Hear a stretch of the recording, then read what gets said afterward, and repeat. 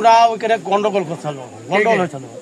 ও কারাগার কোথালাম সেটা দেখিনি, কিন্তু আমার ছেলেকে আমি ডেকে নিয়ে আনতে ওখান তো আমার জামাইয়ের বাড়ি থেকে আসলো, এসে হাঁপি গেছে, এখানে দড়ি গিয়েছে, কি আমি চেপে ধরি নিয়ে আনতে গিয়ে ছেলে তখন আঠাল মেরেছে। আঠাল মারার সাথে ষাট পড়ি গেছে। কার কাছে পড়ছে? আমার পাঁচের লোক পড়ি গিয়ে আমার ছেলে তখন আর নাই, আমার নিজে ওখানে ছিল। আমি আর কে ছিল?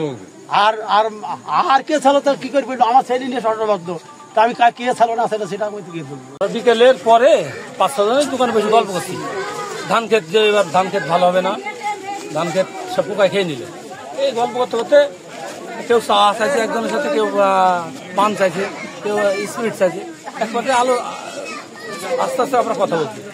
ওই সাবদার যেই বলতে হঠাৎ আমাকে বলছে, এই শুয়ারে বাচ্চা এখানে দোকানে বসে হাসাহাসি করছি, আমার নামাজের ডিস্টার্ব হচ্ছে না।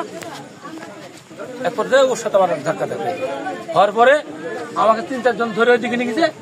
আর আমার আত্মীয় ভাগ্নি ওটা এসে এখানে এসে তারা মারামারি হাতাহাতি শুরু করে। তারা ওই যে সাবদার মফেদ যে মারা গেছে সে, তারপরে কি হয়েছে আর আমি দেখি না, আমাকে 3-4 জন ধরে ওই দিকে চলে গেছে। তুই নিয়ে আসলাম একটু যে কি হয়েছে, যে একটু গন্ডগোল লাগি, তখন জিজ্ঞেস করলাম তো সে আর বললো যে হ্যাঁ হয়েছে একটু, এই শোনা আর কি। তারপর আমি নেমে চলে আসলাম ওপর থেকে, এই আপনার সাথে। কার সাথে কার গন্ডগোল? গন্ডগোল লাগি এবারে ছাপদারদের সাথে আর মেম্বার হাতে নাকি তুই তুকার হয়েছে, এইটুকু শুনছে। মারামারি ঠেকা থেকে স্টপ করেছে, এখন শুনছি তাকে বুকে লাথি মারা হয়েছে। হ্যাঁ, এখন তো পুলিশ তো পোস্টমর্টমের জন্য লাশ নিয়ে যাবে, আর বেশি কিছু জানেন।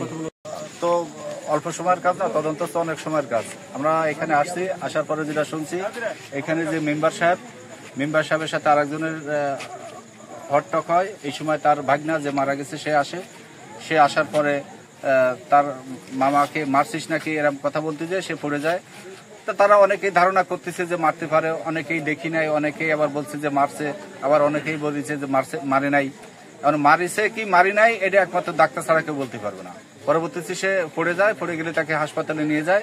আমরা যতদূর জানি হাসপাতাল মারফত যেটা জানছি, হাসপাতালে যাওয়ার আগেই সে মারা গেছে।